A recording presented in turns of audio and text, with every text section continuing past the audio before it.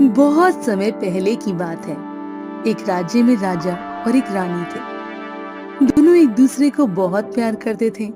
राजा के राज्य में चारों तरफ खुशहाली थी। राजा अपनी पत्नी से बहुत प्रेम करता था और धीरे धीरे समय बीत रहा था और राजा के दिन बड़े खुशी के साथ व्यतीत हो रहे थे। राजा की पत्नी समय रहते गर्भवती हुई और 9वें महीने में उन्होंने एक बेटी को जन्म दिया।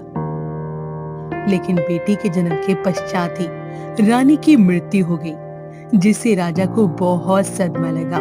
राजा के मन में बैठ गया कि ये बेटी हुई है, इसी के कारण रानी की मृत्यु हुई है।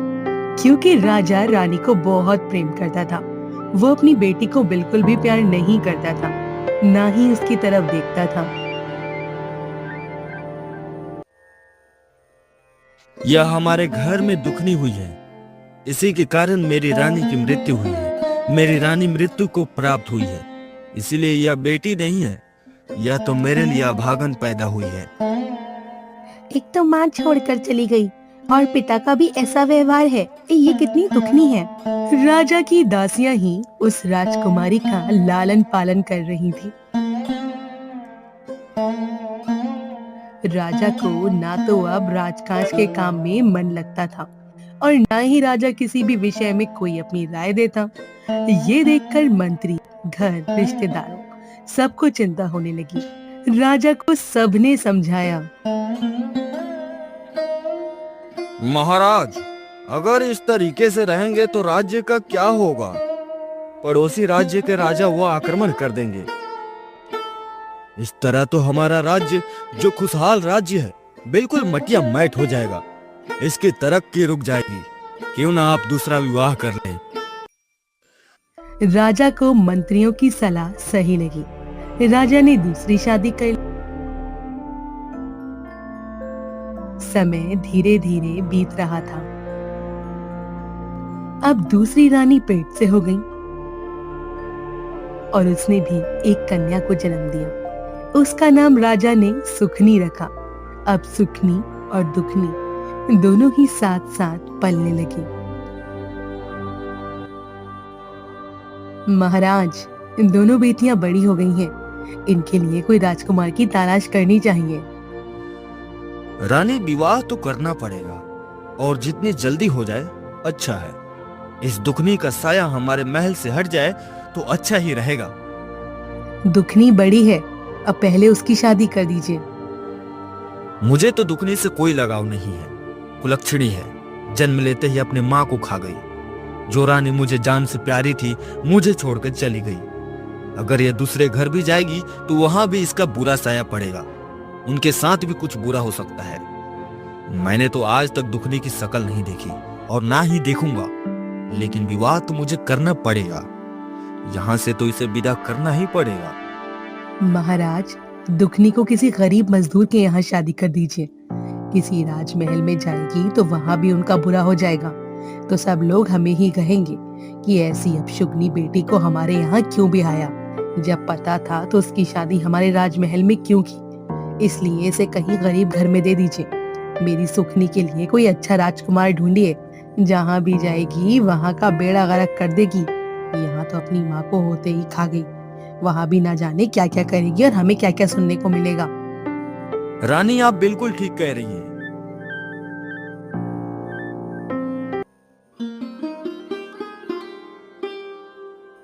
अगले दिन ही राजा ने तुरंत ही अपनी रोनाई और ब्राह्मण को बुलवाया अपनी सभा में और उन्हें कहा, दुखनी के लिए एक गरीब वर देख कर आओ। अब नाई और ब्राह्मण दुखनी के लिए वर की तलाश में चल दिए। चलते चलते बहुत दूर एक गांव में पहुंचे। वहां उन्होंने देखा कि एक कूस की जो टूटी फूटी सी झोपड़ी थी। नाई और ब्राह्मण वो उस झोपड़ी के पास गए और उससे कहने लगे, मैया, तुम्हारे घर में कौन कौन है? बेटा, हम तो गरीब लोग हैं, मजदूरी करके अपना पेट पालते हैं। मेरा एक बेटा है जो मजदूरी करता है, जितना कमाता है उससे ज्यादा उड़ा देता है। क्योंकि उसे तो काम में मन नहीं लगता। मेरे से जो भी होता है वो मैं कर लेती हूँ। माई, हम तेरे बेटे के लिए एक बहुत ही अच्छा रिश्ता लाए हैं। क्यों भैया, क्यों मुझ भिखारन का मजाक उड़ा रहे हो? भला मेरे बेटे से कौन विवाह करेगा? अरे माई, हम तुम्हारे बेटे के लिए बहुत ही अच्छा रिश्ता लाए हैं, और वो भी राजमहल से लाए हैं। माई, हमारी बात ध्यान से सुनो। राजा की बेटी जरूर है, लेकिन ना तो वह तुम्हें कोई दान दहेज देगा, न ही वह शानो शौकत से विवाह करेगा। वह बेचारी दुखिया है। तुम उसे माँ का प्यार देना। बड़ी संस्कारी लड़की है, लेकिन राजा की नजरों में गिरी हुई है मैया। पूरी प्रजा को उससे सहानुभूति है, लेकिन आएगी तो तुम्हारे घर को स्वर्ग बना देगी। बड़ी अच्छी लड़की है। ठीक है बेटे, मेरे तो बेटे का विवाह होना ही मुश्किल है। कौन अपनी लड़की को मेरे बेटे के लिए देगा? मुझे तो ऐसी खुशी है कि मेरे बेटे का विवाह हो जाएगा बस। उसके साथ कुलक्षणी का रिश्ता तय करके नाई और ब्राह्मण अपने घर लौट आए और उन्होंने आकर राजा को सारी बात बताई। तब राजा ने कहा, एक बहुत ही सुंदर और अच्छे राज्य का राजकुमार तलाश करो हमारी सुखनी बिटिया के लिए। जो आज्ञा महाराज। नाई और ब्राह्मण वो सुखनी के लिए वर ढूंढने चल दिए और एक चक्रवर्ती राजा के यहाँ पहुंचे। सुखनी का रिश्ता तय कर दिया। निश्चित समय पर एक ही दिन दोनों का विवाह हो जाता है। वहां देखा एक टूटी फूटी झोपड़ी है, बैठने के लिए भी सही जगह नहीं थी। उसका पति मजदूरी करता था।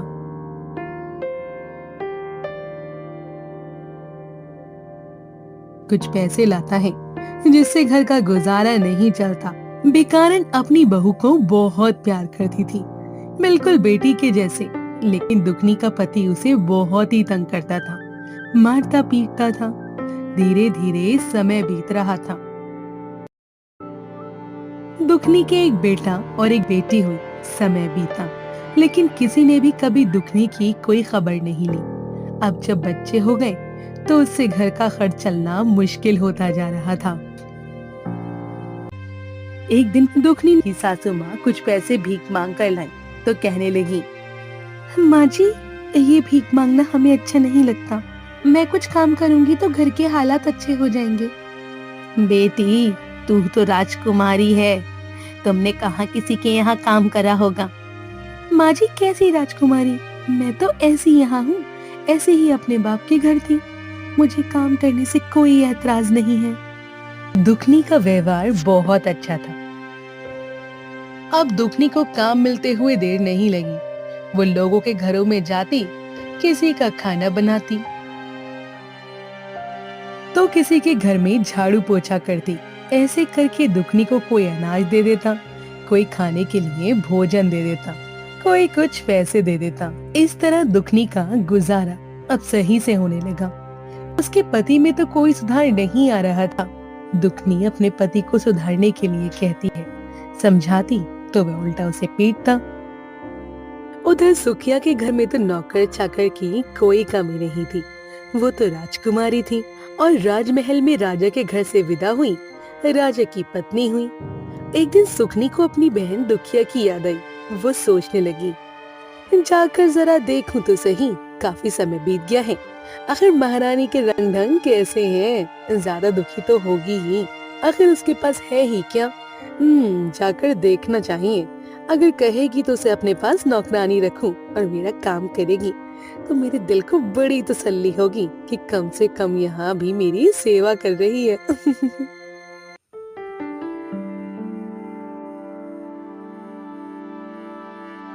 सुखनी को बड़ा घमंड था। अब वो दुखनी के घर गई। दुखनी से अपनी बहन को देखा तो बड़ी खुश हुई। उसने बड़ी आदर सत्कार से सुखनी को बैठाया। सुखनी देखने लगी, झोपड़ी पड़ी हुई है। सुखनी दुखनी से बोली, बहन तू घरों में जाकर काम करती है, क्या लेती होगी? इससे अच्छा तो तू मेरे राजमहल में आ, वहाँ पर काम कर और जो भी मिलेगा मैं तुझे दूंगी। यहाँ घर घर जाती है, कितना काम करना पड़ता होगा। बहन सुखनी, मुझे काम करने में कोई ऐतराज नहीं है। मैं यहाँ भी काम करती हूँ, तो आपके यहाँ भी कर दूंगी। वहाँ मुझे खुशी होगी कि मेरी बहन का काम हो गया। ऐसे ही बातचीत करते हुए सुखनी अपने घर आ गई।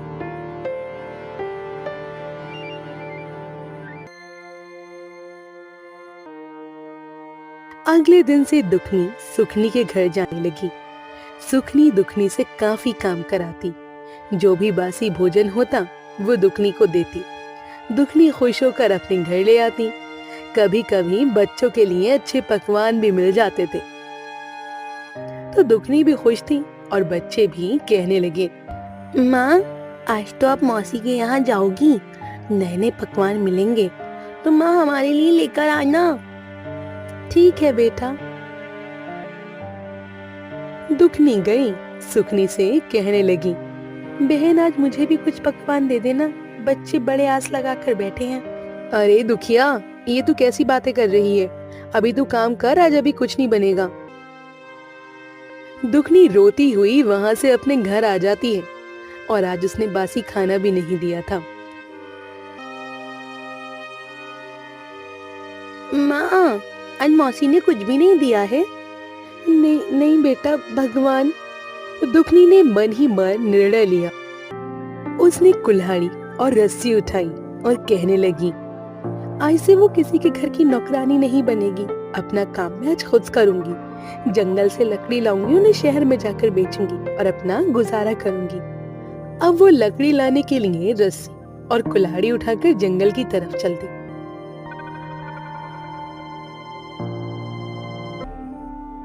मन ही मन रोती जा रही थी अपनी बेबसी और लाचारी पर और चलती जा रही थी।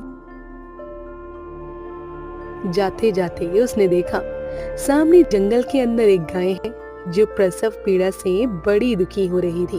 उसका प्रसव नहीं हो पा रहा था।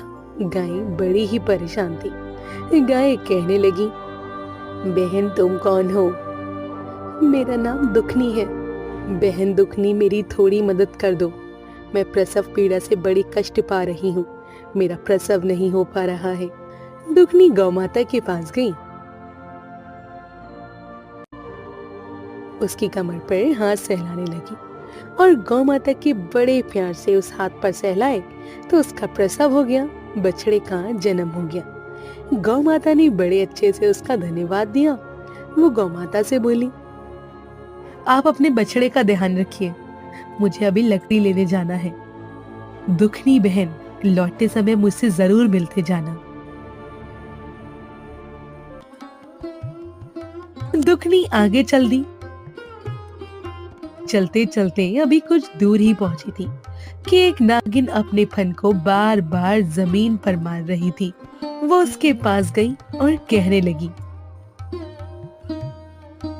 नागिन बहन तुम इतनी परेशान क्यों हो? अरे तुम कौन हो? मुझे देखकर तो लोग डर कर भाग जाते हैं और तुम मेरे पास आ गई हो।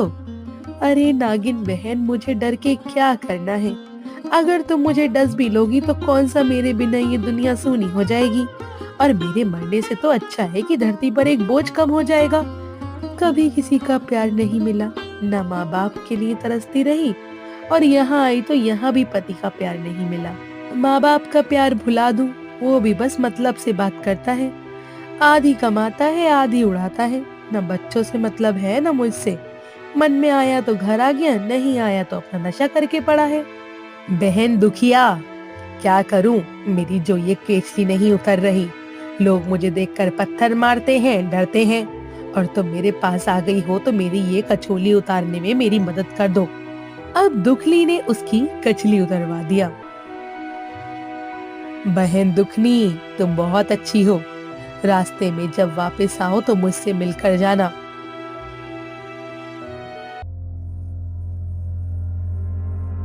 दुखनी वहां से टल दी और चलते चलते कुछ आगे पहुंची। जंगल के अंदर एक बहुत ही बूढ़ी माई बैठी हुई थी। दुखनी ने देखा बूढ़ी माई बैठी हुई परेशान है। वो बुढ़िया माई कहने लगी, अरे कौन हो तुम बेटी और इस जंगल में तुम क्या कर रही हो? माँ जी, मैं तो यहाँ लकड़ी काटने के लिए आई हूँ, लेकिन आप इतने जंगल में क्या कर रही हैं? बेटी, मैं तो ये झोपड़ी बनाकर रहती हूँ। बेटा मेरे पैरों में बड़ा दर्द हो रहा है, मुझसे चला नहीं जा रहा। तो क्या मेरी झोपड़ी के अंदर तक बैठा सकती है मुझे? हाँ हाँ जरूर माँ जी। दुखनी उसके पास गई, उसके कंधे से सहारा दिया। झोपड़ी अंदर एक चारपाई पड़ी हुई थी, वहां पर जाकर उसे बैठा दिया। बेटा मेरे पैरों में बड़ा दर्द है। कोई बात नहीं माँ जी, मैं अभी तुम्हारे पैर दबा देती हूँ। बेटी देख शाम हो गई है, अब तू घर लकड़ी लेकर कैसे जाएगी बेटा? कोई बात नहीं माँ जी, इतने दिन सहे, एक दिन और सही, आज नहीं तो कल ले जाऊंगी। बेटी ये पोटली ले जा और इसे अपने घर जाकर खोलना।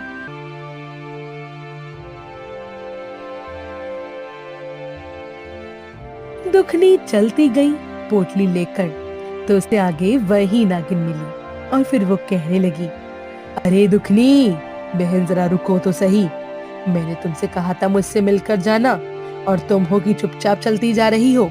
नागिन के पास गई दुखनी और बोली, नहीं नहीं बहन, घर जाने के लिए थोड़ी देर हो रही थी तो सोचा जल्दी निकल जाऊं। बहन तूने मुझे 12 वर्ष के चली से छुटकारा दिलाया, मैं तड़प रही थी। ये लो मेरी नागमणि, ये ले जाओ, जिस घर में रहेगी ना 9 नींद 12 सिद्ध कर देगी तुम्हारे। अब दुखनी बड़ी खुश हुई, उसने नाग माता के हाथ जोड़े और वहां से चल दी।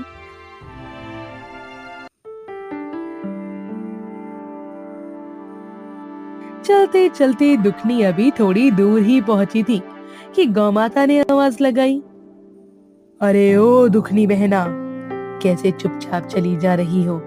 यहाँ जंगल में हम क्या करेंगे, हमें भी तो साथ ले चलो। गौमाता आप मेरे साथ चलोगी? हाँ हम चलेंगे, देख अब मेरा दूध तेरे घर के काम आएगा, तेरे बच्चे भूखे नहीं रहेंगे। मेरे दूध को बेचकर तू पैसे कमाना और अपने घर का खर्च चला सकती है और अपने बच्चों को मेरा मीठा मीठा दूध पिला सकती है। बछड़ा और गाय दुखनी के साथ साथ चलने लगे।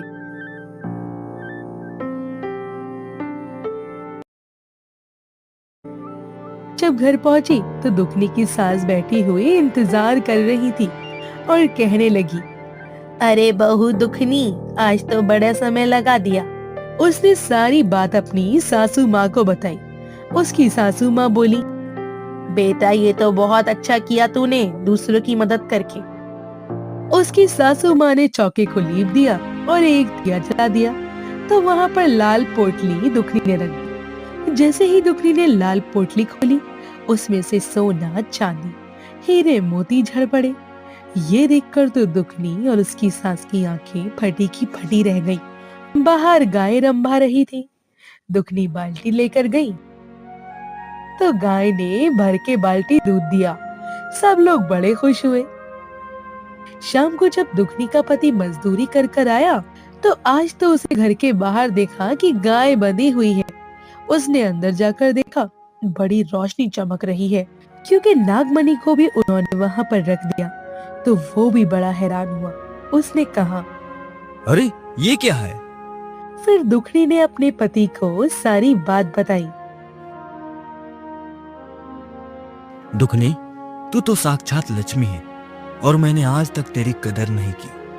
तू तो पीछे से दुखिया थी, मैंने तेरे दुख को नहीं समझा, मुझे माफ कर दे दुखनी। कोई बात नहीं स्वामी, देर आए दुरुस्त आए, लेकिन मैं अब इससे खुश हूँ कि चलो आप नशा छोड़ दो और हम हमारे पास इतना धन है कि हम अपना अच्छे से कोई काम कर सकते हैं। उसका पति खुश हो गया। उधर 2 दिन बीत गए। दुखनी काम पर नहीं आई तो सुखनी को बड़ा ताज्जुब हुआ और वो सोचने लगी, दुखनी को क्या हो गया जो अब तक नहीं आई? कहीं मैंने डांट दी थी इसलिए तो नहीं आएगी? शांति कैसे मिलेगी मुझे उसे काम करता हुआ देखकर?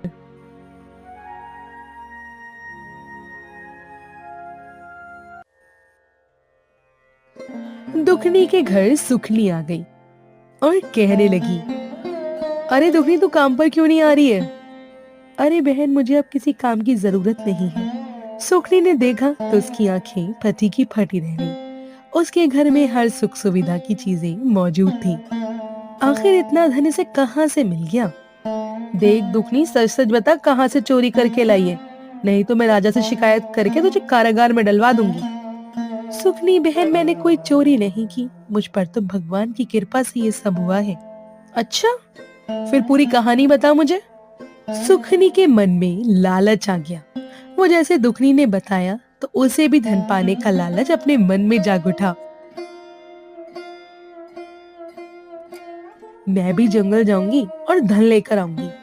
अब सुखनी अपने घर आ गई।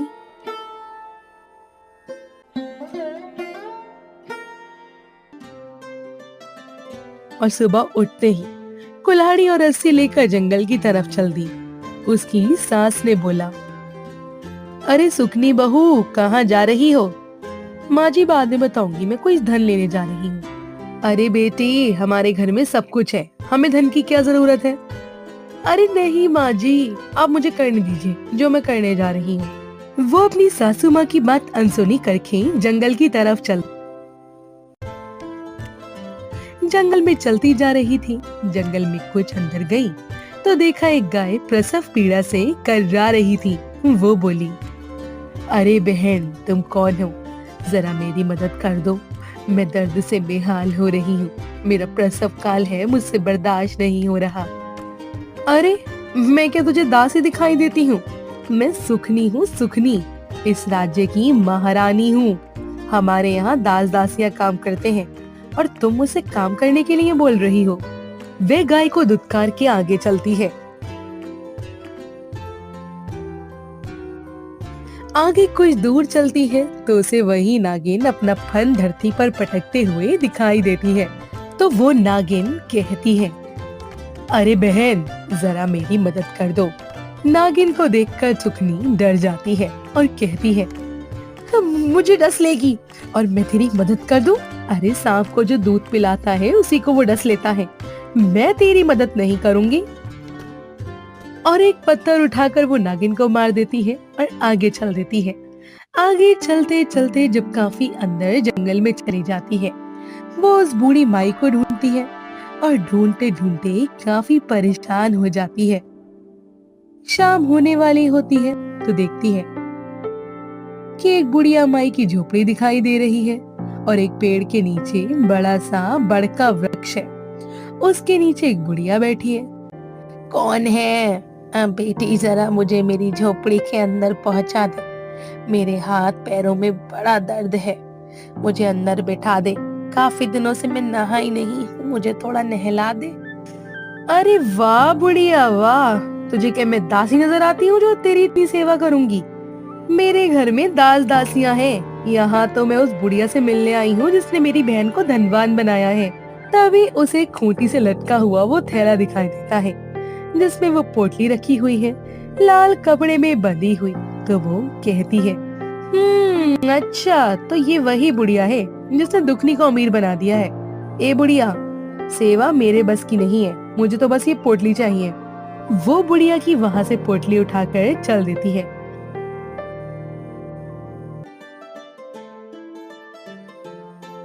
रास्ते में आती है तो देखती है वो नागिन अभी भी ऐसी फन पटक रही है और थोड़ी दूर आकर देखती है तो वो गाय भी प्रसव पीड़ा से कर्रा रही है, लेकिन वो किसी की भी मदद नहीं करती और घर आकर बड़ी खुशी खुशी अपनी सासू माँ से कहती है, देखना सासू माँ, अब हम अमीर हो जाएंगे, हमारे पास धन दौलत आ जाएगा। मैं ऐसी चीज लेकर आई हूँ, पता नहीं कैसी बहू मिली है, संस्कार तो इसमें थोड़ा सा भी नहीं है। जब उस पोटली को वो खोलती है तो क्या देखती है, वहाँ कीड़े मकोड़े भिनभिना रहे हैं और तभी देखते देखते उसके महल में आग लग गई। उसका सारा राजपाट जलकर खाक हो गया। ऐसी कुलक्षणी आई है, जब से आई है हमारा राजपाट भी जला दिया।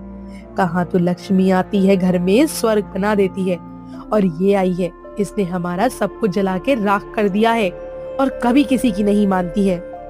हे भगवान, दुखनी, ये मेरे साथ क्या कर दिया? उसकी काली छाया पड़ गई हम पर, इसलिए हमारे साथ ऐसा हुआ है। बाहर जहाँ पर हीरा की बनाई हुई मूर्ति रखी होती है, वहाँ पर एक जादुई उड़ती हुई शक्ति आ जाती है और मूर्तियों के ऊपर मंडराती है और गायब हो जाती है। सुबह होते ही हीरा गोपाल को नींद से उठाता है और बोलता है, अब उठ जा कामचोर, क्या सारा दिन सोता रहेगा? जी मालिक, क्या काम है मेरे लिए सुबह सुबह? तभी बाहर से एक बाबा की आवाज आती है। भगवान सबका भला करे, लेकिन सबसे पहले तेरा करे। बाबा, मेरे पास आपको देने के लिए कुछ नहीं है।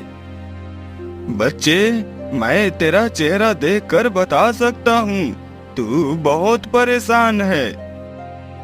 हाँ बाबा, मेरे घर में धन का नामो निशान नहीं है। जो धन था मेरे पास, अब तो वो भी खत्म हो गया है और ना ही मेरी मूर्तियाँ बिक रही हैं। इसका एक उपाय है बच्चे।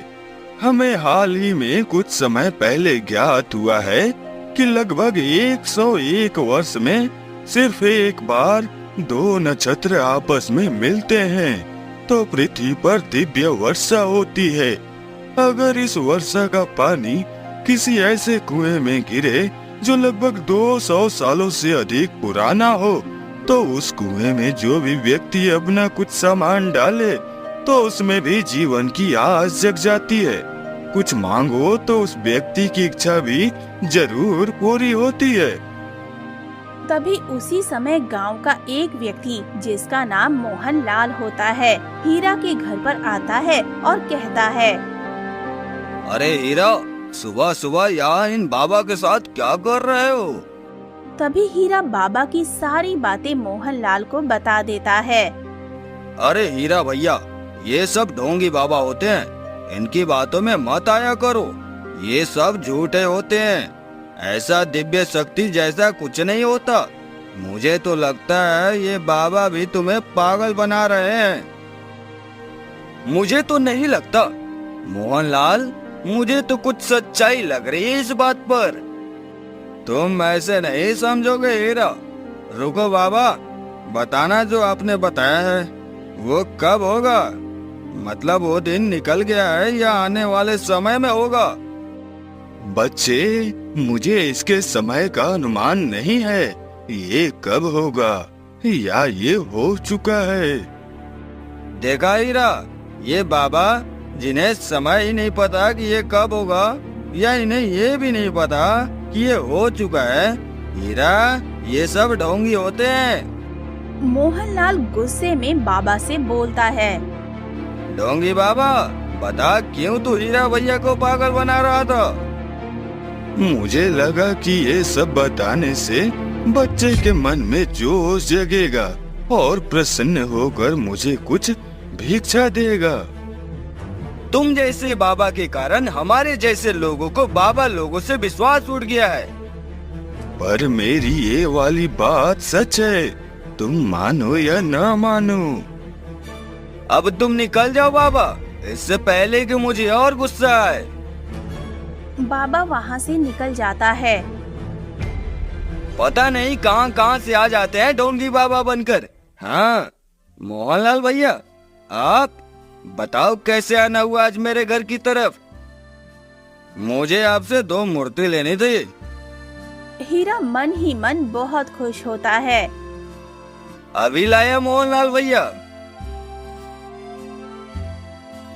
हीरा जल्दी से 2 मूर्ति लाकर मोहनलाल को दे देता है और मोहनलाल हीरा को धन देकर चला जाता है। हीरा जल्दी से निर्मला के पास जाता है। निर्मला, आज मैं बहुत खुश हूँ। इतने दिनों से हमारी एक मूर्ति भी नहीं बिकी थी, आज बिकी तो एक साथ 2-2। तभी हीरा के घर के बाहर कुछ और लोगों की आवाजें आती हैं। हीरा बाहर जाकर देखता है कुछ और लोग मूर्ति लेने आए थे। ऐसे ही पूरे दिन में एक के बाद एक हीरा की सारी मूर्तियां बिक जाती हैं।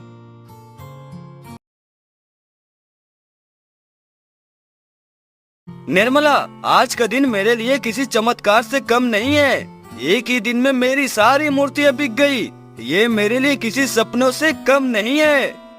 देखा, मैं कहती थी ना, भगवान के घर देर है पर अंधेर नहीं। आपको आपकी मेहनत पर विश्वास होना चाहिए। और मैंने ये भी कहा था कि आपकी मेहनत एक दिन जरूर रंग लाएगी। हाँ निर्मला, तुम सही थी। अब मुझे और मूर्ति बनाने के लिए पूरी रात भर जागना होगा, क्योंकि कुछ लोगों को आज मूर्ति नहीं मिल पाई, तो मैंने उन्हें कल के लिए कहा है मूर्ति देने के लिए। मैं बाहर जाकर देख लेता हूँ कि सारा सामान है कि नहीं मूर्तियाँ बनाने के लिए।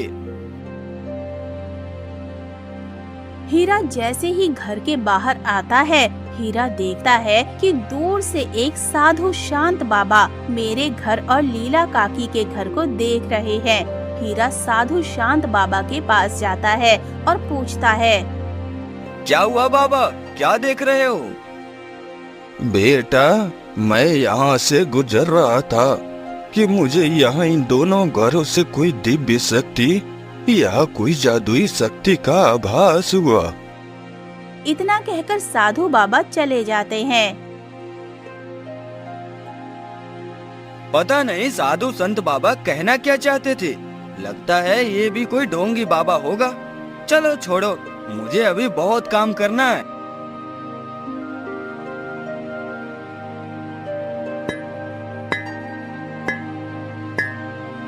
हीरा बिना कुछ खाए पिए काम करने लग जाता है। इधर लीला काकी खाना खा रही होती है और परी से बोलती है, लगता है आज हीरा बहुत खुश है। होगा भी क्यों नहीं, आज उसकी सारी मूर्तियाँ जो बिक गई हैं। परी, पता है 2 दिन बाद मेरा बेटा यानी तुम्हारा भाई आ रहा है। माँ जी, आप आराम से खाना खाकर सो जाइए। मैं भी बचा हुआ काम खत्म करके सो जाऊंगी।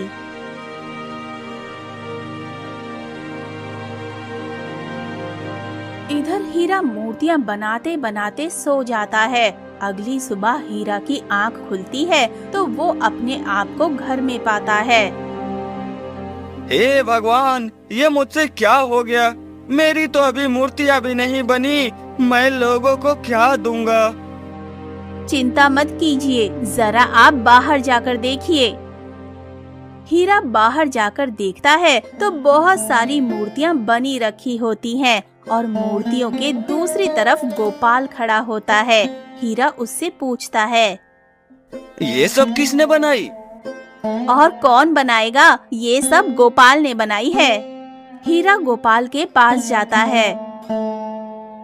मुझे माफ कर दो गोपाल, मैं तुम्हारे साथ बहुत बुरा व्यवहार करता था। हाँ, आज से तुम मुझे भैया बुलाना। ठीक है भैया। अब धीमे धीमे लोग हीरा के घर पर आने लगते हैं।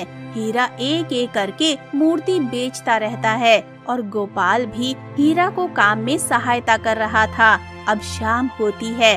हीरा और गोपाल सारी मूर्तियाँ बेचकर घर में घुसते हैं। आप दोनों शांति से बैठ जाइए, मैं अभी आप दोनों को खाना दे देती हूँ। आज आप दोनों ने बहुत मेहनत की है। नहीं नहीं निर्मला, आज मुझसे ज्यादा काम तो गोपाल ने किया है। लगता है अब आपका पहले जैसा जोश वापस आ गया है। हाँ निर्मला, आज मैंने गोपाल से ये सीखा है कि खुद पर विश्वास हो तो क्या कुछ नहीं कर सकते। अब सभी लोग खाना खाकर सो जाते हैं। अगली सुबह होती है। हीरा उठता है और गोपाल को अपनी जगह नहीं पाता तो निर्मला से पूछता है, अरे निर्मला, गोपाल कहाँ गया? हाँ, जब मैं भी सोकर उठी तो गोपाल नहीं था। कहाँ गया ये लड़का सुबह सुबह? चिंता मत कीजिए आप, जरूर बाहर कुछ सामान लेने गया होगा। हाँ, तुम ठीक कह रही हो। वैसे भी मुझे भी मूर्ति बनाने का कुछ जरूरी सामान लेने बाहर जाना है।